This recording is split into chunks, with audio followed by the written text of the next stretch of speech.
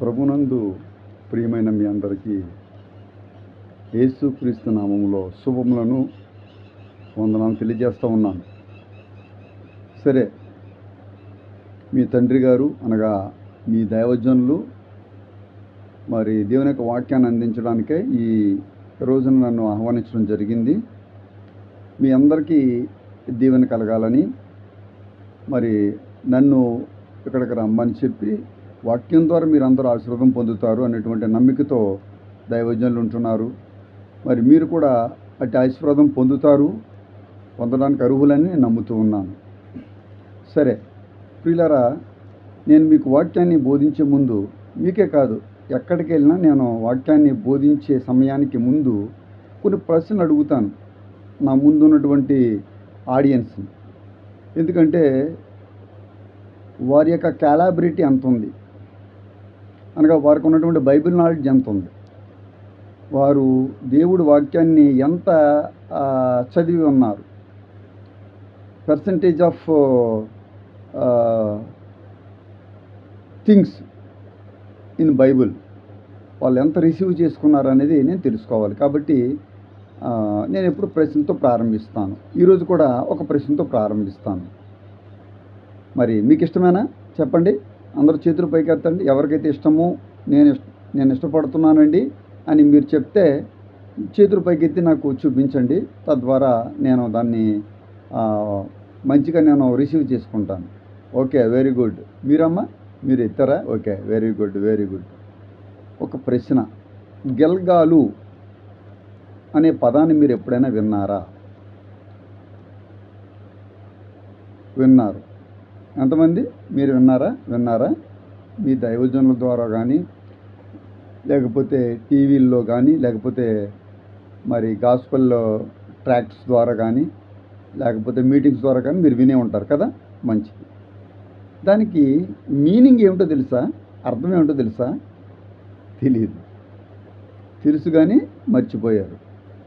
చాలా కాలమైంది కదా మీరు విని. సరే, ఈరోజు గిల్గాలు అనే పదం మనం మర్చిపోతే మనం కొన్ని ఆశీర్వాదాలు పోగొట్టుకుంటాం. మన ఆశీర్వాదాలు పోగొట్టుకోవడానికి పిలువబడలేదు. ప్రతిరోజు మనం ఆశీర్వదించబడడానికి, అంటిల్ వి డై, మనం చనిపోయేంత వరకు మనం దీవించబడుతూనే ఉండాలి. స్తోత్రం చెప్పండి. ఈ గిల్గాలు అనే పదం మనకు పరిశుద్ధ గ్రంథంలో Joshua 5th chapter, and if you can read the versus 8 and 9, 8-9 వచనాల్లో కనబడుతుందండి. గిల్గాలు అనగా రోలింగ్, అంటే దొర్లించబడుట, దొరలించిన. చూడండి, ఒక స్థలానికి ఈ గిల్గాలు అనే పేరు రావటం జరిగింది. దేవుడు భక్తుడైనటువంటి నాయకుడైనటువంటి యెహోషువతో మాట్లాడుతూ ఈ మాట మనం కనిపెట్టగలం. అప్పుడు యెహోవా 9వ వచనం 5వ అధ్యాయం 5th chapter of Joshua book and 9th words, అప్పుడు యెహోవా, నేడు ఐగుప్తు అవమానము మీ మీద ఉండకుండా దొరిలించి వేసి ఉన్నానని యెహోషుతో జోషువాతో అనెను. అందుచేత నేటి వరకు ఆ చోటికి గిల్గాలు అను పేరు. నేటి వరకు కూడా ఆ ప్రదేశానికి గిల్గాల్ అని పేరు రావటం, ఆ పేరు కలిగి ఉండటం జరిగింది. దేవుడికి మహిమ కలుగును గాక. చెప్పండి కూడా దేవుడి స్తోత్రం చెప్పండి. హల్లెలూయా. సరే, this is the place having the name గిల్గాల్, అంటే దొర్లించిన. ఏమి దొర్లించిన, ఎవరు దొర్లించిన అనేటువంటి విషయాలను మనం నేర్చుకోవాలి కదా. ఐగుప్తు దేశములో ఇశ్రాయేలులు పొందిన అవమానమును దేవుడు దొరిలించాడు. ఐగుప్తు దేశములో ఇశ్రాయేలులకు సొంతమై ఉన్నట్టుగా ఉన్నటువంటి ఆ అవమానమును దేవుడు దొర్లించి వేయటం జరిగింది. వారు ఇంకా బాధపడవలసి, ఇంకా శోధింపబడవలసి ఉన్నటువంటి సందర్భాలలో ఇక ఫర్దర్గా ఆ అవమానము వారు పొందనివ్వకుండా దేవుడు ఆ అవమానాన్ని దొర్లించాడు కాబట్టి ఆ స్థలమునకు నేటి వరకు గిల్గాలు అని పేరు వచ్చింది.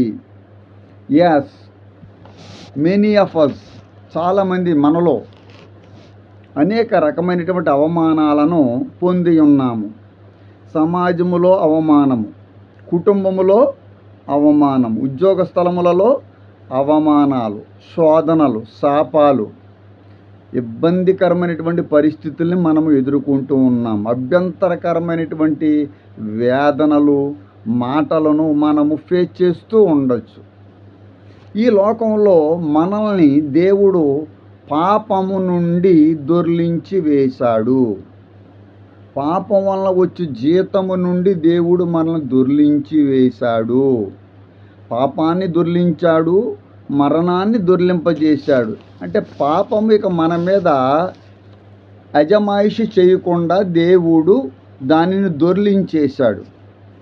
అట్లాగే పాపం వలన వచ్చే జీతాన్ని కూడా ఆయనే దొర్లింపజేసి పాపం వలన వచ్చే శాపాన్ని మన మీద రాకుండా ఆశీర్వాదాన్ని మనకు అనుగ్రహించాడు.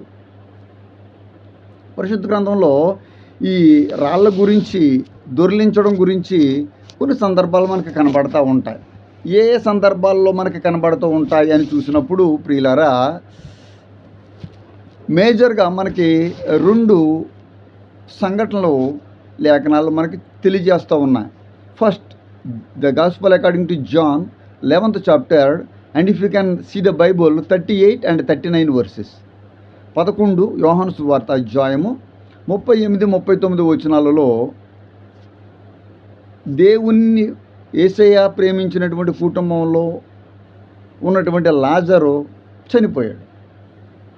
లాజరు చనిపోయి సమాధిలో పెట్టబడ్డాడు. రైట్. సమాధి ముందు ఏం పెట్టబడింది? రాయి. అంటే ఇంకా మరణము ఎట్టి పరిస్థితుల్లో జీవం కాకుండా, మరణం అనేది దొర్లింపబడకుండా ఒక పెద్ద రాయిని పెట్టేశారు. ఆ స్థలానికి యేసయ్య వచ్చినప్పుడు జరిగింది ఏమిటి అంటే 38లో మనకు కనబడుతుంది, రాయి పెట్టి ఉండెను. ఈవెన్ సిస్టర్ చెప్తుంది, ఆయన చనిపోయి 4 రోజులైంది, మనం అక్కడికి వెళితేనే దుర్వాసన వస్తుంది, ఆ ప్రాంతానికి వెళ్తేనే దుర్వాసన వస్తుంది. కానీ యేసయ్య అంటున్నాడు రాయి తీసివేయడని చెప్పగా దేవునికి మహిమ కలుగునుగాక. ప్రియులారా, రాయిని దొర్లించమని చెప్పాడు. మరొక రకంగా చెప్పాలంటే రాయిని దొర్లించటం.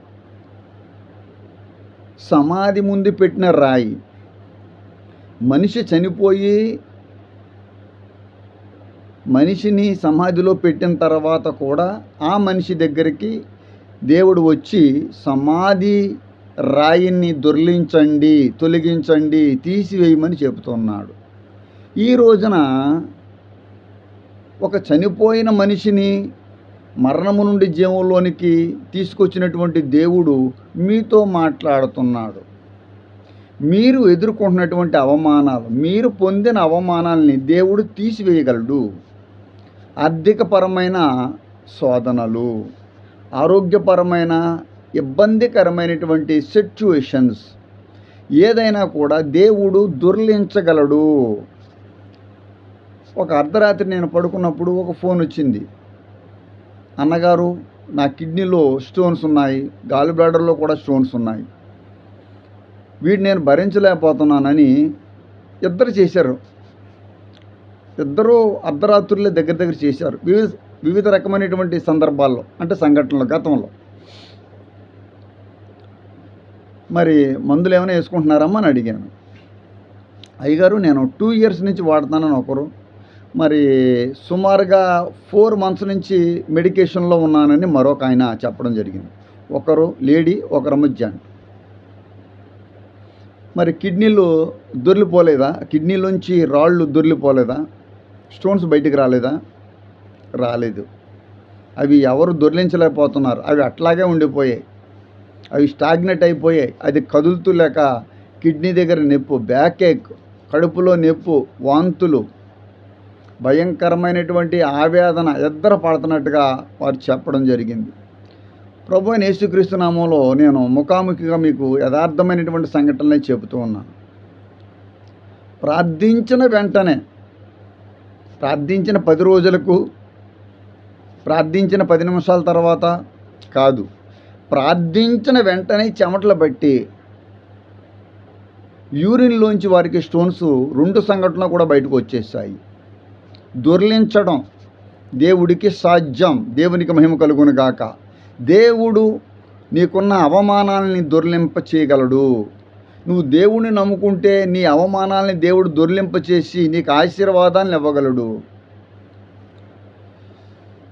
ఆయన లాజరు యొక్క మరణాన్ని రాయి దొర్లింపజేసి లాజరు అని కేక వేసి లాజర్ని బయటికి రప్పించారు. ఇప్పుడు మరణం ఏమైంది? దొర్లించబడింది. అప్పుడు ఇశ్రాయేలీయులకి ఏం దొర్లించబడింది? వారికి ఐగుప్తు దేశపు అవమానం. మరి అవమానమే కదా. మా తాతలు నేతులు తిన్నారు, మా మూతులు వాసన చూడండి అనే పరిస్థితి ఇశ్రాయేలీయులు తెచ్చుకున్నారుగా యోసేపు మరణించిన తర్వాత. యోసేపు మరణించిన తర్వాత మరి యోసేపు లాంటి వ్యక్తి ఎవరూ కూడా అక్కడ ఫామ్ అవ్వలేదు. చాలామంది కుటుంబాలలో మంచి తల్లిదండ్రులు, ఆత్మీయపరమైన తల్లిదండ్రులు ఉంటారు. వారు వెళ్ళిపోయిన తర్వాత, వారు చనిపోయిన తర్వాత ఇంకా కుటుంబం అస్తవ్యస్తం అయిపోతుంది. నానా అవస్థలకు గురైపోయినటువంటి అనేక కుటుంబాలు నేను చూశాను. రప్చర్ చేసేసుకుంటున్నారు, ఆస్తుల గురించి కొట్లాడుకుంటున్నారు, కోర్టులో వెళ్ళిపోతున్నారు, కోర్టులకు తిరగలేక జీవితాలు నాశనం చేసుకుంటున్నారు, డబ్బులు నాశనం చేసుకుంటున్నారు. ఈ యొక్క మధ్యాహ్నకాల సమయంలో దేవుడు మీతో మాట్లాడుతున్నాడు. నీ అవమానాల్ని, నిన్ను అవమానపరిచిన మనుషుల్ని దొర్లింప చేయగలడు. దేవుని యందు మీరు విశ్వాసం ఉంచండి. నా దగ్గరికి రమ్మని నేను ఎవరికి చెప్పను, నా మాట నమ్మమని చెప్పను. మ్యాజిక్ చేయగలను. మిగతా వాళ్ళ మాదిరిగా నేను మ్యాజిక్స్ చేసి, జిమ్మిక్కులు చేసి సంఘాలను పెంచి ప్రపంచమంతటా సంఘాలను కట్టగలం దేవుడిచ్చినటువంటి మరి ఆ గొప్ప తలాంతులతో. ఒకరు అంటున్నారు ఈ మధ్య ఒక మీటింగ్ అయిన తర్వాత, మ్యాజిక్ చేస్తానంటారో అయ్యగారు, మీరు ఏం చేస్తారు, ఏం మ్యాజిక్ చేయగలరు మరి అని అనడం జరిగింది. అప్పుడు నీకేం మ్యాజిక్ కావాలి అయ్యగారు అంటున్నారు, క్లియర్గా అంటున్నారు. మీరు గాల్లోంచి నిమ్మకాయలు తెప్పించగలరా? అప్పుడు నేను అన్నాను, ఎటువంటి నిమ్మకాయ కావాలి నీకు? ఎటువంటి నిమ్మకాయ కావాలా? పెద్ద నిమ్మకాయ కావాలా, చిన్న నిమ్మకాయ కావాలా, ఎండిపోయింది కావాలా, పచ్చిది కావాలా?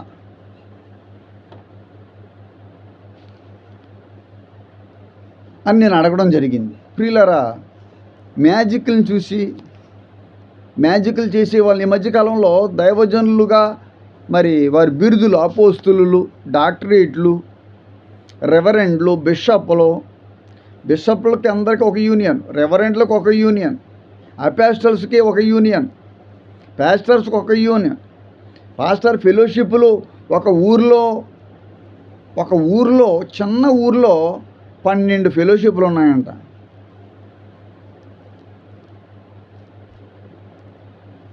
కమర్షియల్. నేను అనేక సంవత్సరాల నుంచి పరిచయం చేస్తున్నా. ఏ రోజు కూడా మా మాటల్లో కానీ మా యాక్టివిటీస్లో కానీ కమర్షియల్లో ఎప్పుడు మేము కలిగి ఉండలేదు. ఆ కమర్షియల్ నేచర్ అనేది మా జీవితాల్లో లేదు. మేము ఉచితంగా పొందాము. మేము ఉచితంగా దేవుని యొక్క సువార్తను, దేవుని యొక్క మహిమను, దేవుని యొక్క రక్షణను అనేక మందికి తెలియజేస్తాం. కనుక ఈ యొక్క మధ్యాహ్నకాల సమయంలో వారు చేయగలను, నేను చేయగలను. కానీ ప్రతి దాన్ని దేవుడు దేనిలో తీసుకొస్తాడట? తీర్పులోకి తీసుకొస్తాడట. కాబట్టి చాలా జాగ్రత్తగా ఉండాలి మనం.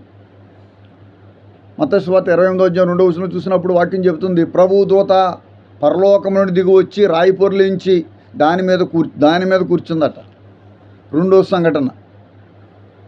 లైన్లో వస్తే 3rd రెఫరెన్స్ ప్రకారం చూస్తే మనం ఈ యొక్క 2వ సంఘటన.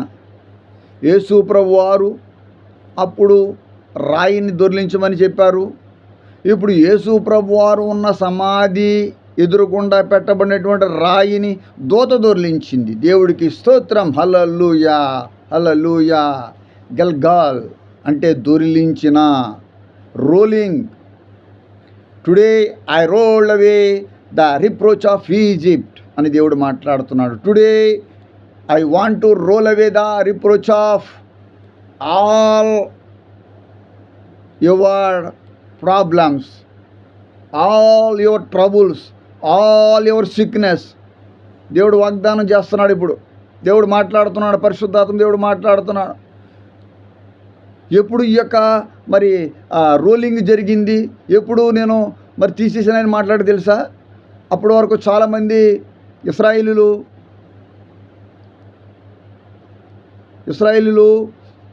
ఏం చేసుకోలేదట తెలుసా మీకు? దేవుని పరిశుద్ధ గ్రంథం చూడండి ఒకసారి, మీకే తెలుస్తుంది. లేఖనాన్ని అనుసరించి ఈ యొక్క యెహోషువ గ్రంథము తెరవండి, 5వ అధ్యాయము చూసినప్పుడు లేఖనాలు ఏం కనపడుతున్నాయి మనకు? వాళ్ళు ఏం చేసుకోలేదట అప్పటి వరకు. చదవాలి, అందరూ చదవాలా. యెహోషువ గ్రంథము 5వ అధ్యాయము, దేవుని యొక్క లేఖనాలు 8, 9 ఇందాక చదివాం, మరలా చదువుతున్నాను. సున్నతి అనగా మార్గమున వారికి సున్నతి జరగలేదు. వారు అరణ్యంలో ఉన్నట్టుగా సున్నతి పొందలేదు. కాబట్టి ఆ సమస్త జనము సున్నతి పొందుట తీరిన తరువాత, దేవుడికి మహిమ కలుగును గాక, తాము బాగుపడే వరకు పాలెములో తమ చోట్ల నిలిచిరి. ఎంత చక్కగా! వారు బాగుపడే వరకు పాలెములో నిలిచి ఉండుట సెకండ్ స్టెప్. ఫస్ట్ స్టెప్ ఏం జరిగింది? ఇక్కడ ఏం జరిగింది? సున్నతి పొందిన తర్వాత. ఈ యొక్క పాత నిబంధన గ్రంథంలో ఉన్నటువంటి సున్నతి దేనికి సాదృశ్యంగా ఉంటుంది? మనం పొందవలసిన సున్నతి ఏమిటి? మనం ఆత్మసున్నతి, ఆత్మరక్షణ పొందాలి. దేవుడు యెహోషువ గారితో మాట్లాడినటువంటి మాటలు, ఇశ్రాయేల్ అందరూ కూడా సున్నతి పొందిన తర్వాత 1. నెంబర్ 2, వారు పాలెములో నిలిచి బాగుపడిన తర్వాత పాలెములో నిలిచి వరకు. హల్లెలూయా. పాలెము సహవాసము. ఈరోజు నువ్వు ఆత్మీయ సహవాసంలో నిలిచి ఉండాలి, స్థిరంగా ఉండాలి. నెంబర్ 3, ఈ 2 జరిగినప్పుడు దేవుడు నీ మీద ఉన్నటువంటి నిందలన్నీ దొర్లిస్తాడు. నీ మీద ఉన్నటువంటి కోర్టు కేసులన్నింటినీ దేవుడు కొట్టివేసి నీకు మంచి డిగ్రీ ఇప్పించగలడు. నీ ఫేవర్గా అద్భుతమైన కార్యము పోలీసు వారి నుండి, కోర్టు కేసుల నుండి, అట్లాగే మరి ప్రజల మధ్యలో, పెద్దల మధ్యలో ఉన్నటువంటి అనేక రకమైనటువంటి శోధనకరమైనటువంటి పరిస్థితుల నుంచి నీకు విడుదల, నీ అవమానాలన్నీ దొర్లించి నీకు శాశ్వతమైనటువంటి దీవెన, ఆశీర్వాదం దేవుడు ఇవ్వగలడు. దేవుడు నమ్మదగిన దేవుడు. దేవుడి దగ్గరకు వస్తే నీ మీద నీకున్న అవమానాలన్నీ దొర్లింపబడినట్టే లెక్క. Today I rolled away the reproach of Egypt. ఐగుప్తు దేశపు అవమానాలన్నీ నేను దొర్లింపజేశాను. మరి ఎందుకు నీకు చేయడు? వారికి చేసిన దేవుడు నిన్ను పిలుచుకున్నాడు, నీకెందుకు చేయడు? నీకు కూడా చేస్తాడు. మనుషులు నమ్మొద్దు, మనుషుల యొక్క మ్యాజిక్స్ నమ్మొద్దు, మనుషులు చేసే జిమ్మిక్స్ నమ్మొద్దు.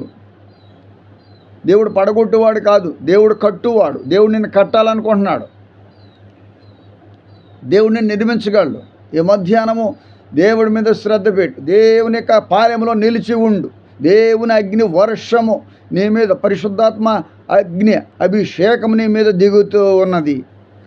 దేవుడు నేను అగ్నితో నింపాలనుకుంటున్నాడు, కాల్చాలనుకుంటున్నాడు, మండించాలనుకుంటున్నాడు. ప్రియ సోదరి సోదరుడా, లోకంలోకి వెళ్ళొద్దు. ఎవరు నీ అవమానాలను మోస్తారు? ఎవరు నీ పాపాలను తీసేస్తారు? ఒకసారి బాగా ఆలోచించు. ఎవరు మోసారు నీ పాపాలని? ఇప్పటి వరకు ఎవరైనా నీ పాపాలని నేను తీసేస్తానని నీతో చెప్పారా? ఇప్పటి వరకు మన పాపాల గురించి, మనం చెయ్యబోయే పాపాల గురించి, మనం భవిష్యత్తులో చేయబోయే పాపాలను ఎరిగి ఉండి కూడా దేవుడు మన మీద తన దృష్టి పెట్టాడు అంటే ఆయన ఎంత మంచి దేవుడు, ఎంత గొప్ప దేవుడో విశ్వాసి ఆలోచించు. Today I rolled away the reproach of Egypt.